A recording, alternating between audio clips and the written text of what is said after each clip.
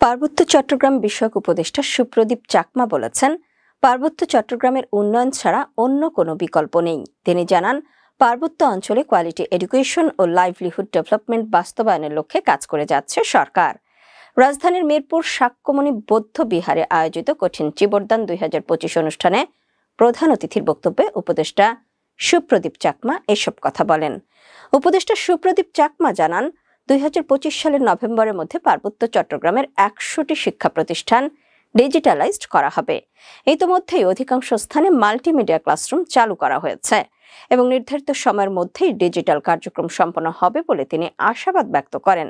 বলেন, প্রধান উপদেষ্টা ডক্টর মোহাম্মদ ইউনূস আমাকে নির্দেশ দিয়েছেন এ বছরের নভেম্বরের মধ্যে 100টি স্কুলে ডিজিটাল কার্যক্রম চালু করার জন্য। তিনি আরও বলেন, পার্বত্য চট্টগ্রামে টেকসই উন্নয়নের জন্য মানসম্মত শিক্ষা অত্যন্ত জরুরি। আমাদের পার্বত্য অঞ্চলের ছেলেমেয়েরা ভালো করতে